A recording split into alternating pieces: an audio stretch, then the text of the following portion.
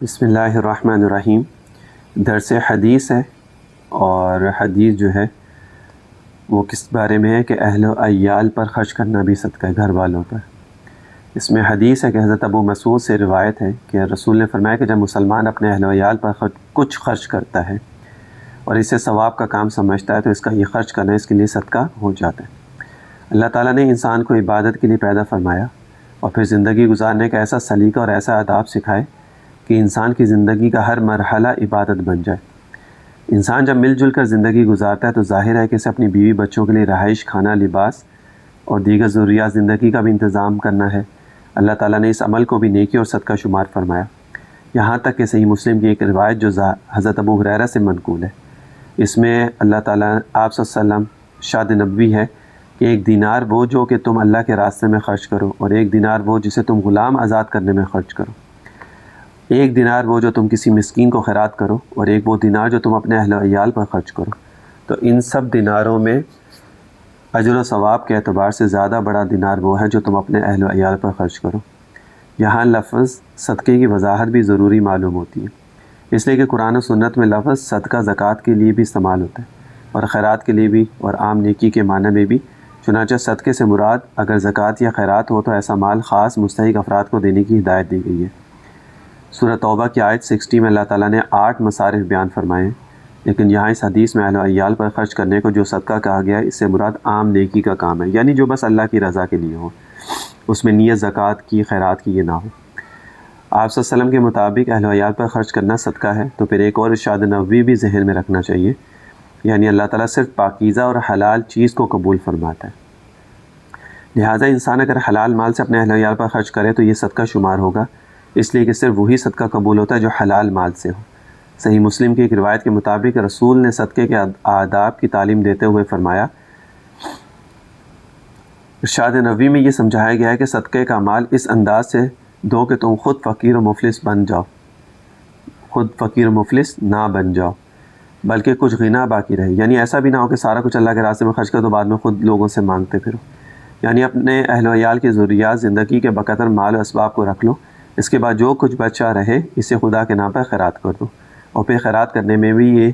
بات پیش نظر رہے کہ صدقے کا مال پہلے ان لوگوں کو دو جن کی ضروریات زندگی تمہاری ذات سے وابستہ ہیں۔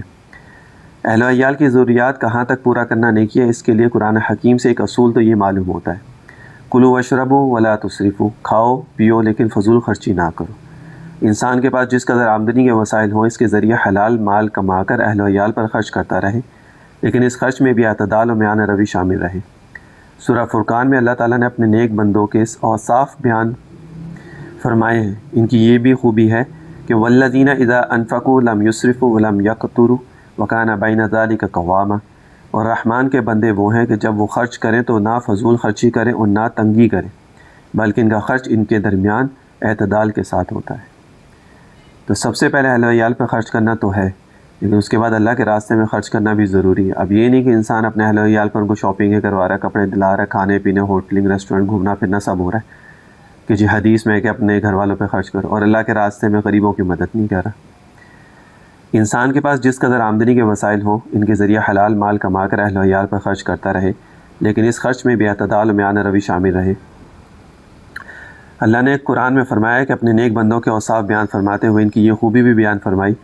والذین اذا انفقوا لم یسرفوا ولم یقتروا وکان بین ذلک قواما، اور رحمان کے بندے وہ ہیں کہ جب وہ خرچ کریں تو نہ فضول خرچی کریں اور نہ تنگی کریں، بلکہ ان کا خرچ اس کے درمیان اعتدال کے ساتھ ہو۔ اس سے انسان کو ایک طرف تو سکون ملے گا اور دوسری طرف بیوی بچوں کے اندر قناعت پسندی پیدا ہوگی، جو آئندہ چل کر اولاد کی تربیت کا حصہ بن جاتی ہے کہ وہ اولاد خود بھی فضول خرچی سے بچتی ہے۔ لہٰذا انسان اپنے اہل و عیال کے لیے رہائش میں خرچ کرے، ان کے کھانے پینے لباس کے لیے خرچ کرے، اور پھر اللہ توفیق دے تو اس کے لیے آسائش بھی مہیا کرے، یعنی گھریلو سہولیات کا انتظام کرے جس سے زندگی آرام و راحت سے گزرے۔ اور اسلام نے جائز حد تک زیب و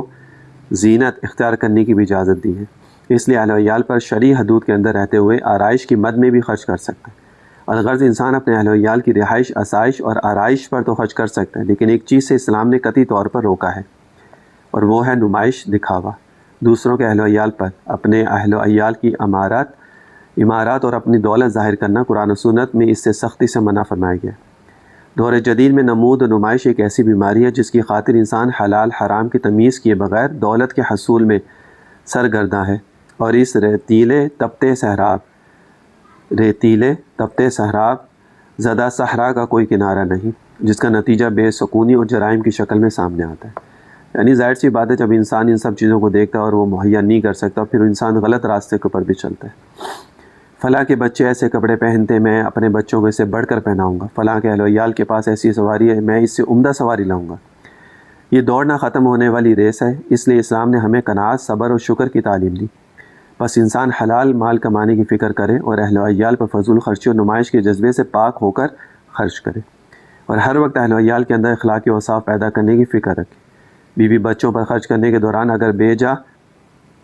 فرمائشیں کرنے کا جذبہ نظر آنے لگے تو انہیں اپنے سے کمتر افراد کا سامنا کرائے اور پھر اللہ کا شکر ادا کرنے کی تعلیم دے۔ رسول نے اپنی اولاد کو بالکل اسی طرح تعلیم دی۔ دربار نبوی میں چند غلام آئے، آپ کی بیٹی حضرت فاطمہ کی طرف سے گزارش آئی کہ یہ غلام کام کاج کرنے کے لیے عطا فرما دے، اس لیے کہ کام کرتے کرتے ہاتھوں پر نشان اور پانی کا مشکیزہ لادنے سے کندھوں پر نشان پڑ گئے۔ رسول نے فرمایا کہ اے بیٹی فاطمہ، کیا میں تمہیں غلام اور یہ دنیا اور جو کچھ اس دنیا میں ہے اس سے بہتر چیز نہ دوں؟ عرض کیا ضرور۔ فرمایا جب تم بستر پر لیٹا کرو تو 33 ٹائمز سبحان اللہ، 33 ٹائمز الحمدللہ، 34 ٹائم اللہ اکبر کہہ لیا کرو۔ غور فرمائیے، بیٹی نے ملازم کام کرنے کے لیے مانگا، لیکن جواب میں باپ نے مشفقانہ اور انداز میں کتنی عمدہ تربیت فرمائی اور اعمال والی زندگی بتلائی۔ اہل و عیال پر خرچ کرنے کے بعد ان کو جتلانا نہیں چاہیے، اس لیے کہ اللہ تعالیٰ نے فرمایا یا ایھا الذین آمنوا لا تبطلوا صدقاتکم بالمن والاذی، اے ایمان والو تم اپنے صدقات کو احسان جتا کر اور تکلیف پہنچا کر ضائع نہ کرو۔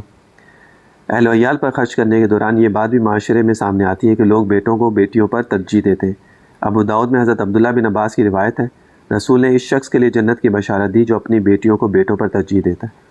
لہٰذا انسان معاشرے میں رہتے ہوئے اپنے اہل و عیال پر خرچ تو کرتا ہی ہے، لیکن اگر یہ خرچ قرآن و سنت کی ان تعلیمات کے ساتھ ثواب سمجھ کر کیا جائے تو یہ اجر و ثواب کا باعث ہوگا۔ اور سورہ فرقان میں اللہ تعالیٰ نے جو دعا سکھائی ہے وہ اپنے بیوی بچوں کے لیے خوب مانگا کرو۔ ربنا ھب لنا من ازواجنا وذریاتنا قرۃ اعین واجعلنا للمتقین اماما، اے اللہ ہمیں اپنی بیویوں اور اپنی اولاد سے آنکھوں کی ٹھنڈک عطا فرما اور ہمیں متقین کا رہنما بنا دے۔ جس کی شادی نہ ہو رہی ہو وہ بھی اس کو پڑھ سکتا ہے، جس کی اولاد نہ ہو رہی ہو وہ بھی اس کو پڑھ سکتا ہے، اور جس کی اولاد ہو گئی ہے اور وہ چاہتا ہے کہ وہ نیک بنے، اس کو نماز میں ایک دفعہ ضرور پڑھے، درود شریف کے بعد اس آیت کو پڑھ لیا کرے، دعا کے بعد یا دعا سے پہلے جیسے بھی ہو سکے اس کو پڑھ لیا کرے، مجربات میں سے ہے۔ اللہ تعالیٰ سے دعا ہے کہ اللہ تعالیٰ ہمیں اپنے اہل و عیال پر صحیح طریقے سے خرچ کرنے کی توفیق عطا فرمائے، اور جو حدود شریعت نے ہمیں بتلائی ہے اس پر عمل کرنے کی توفیق عطا فرمائے۔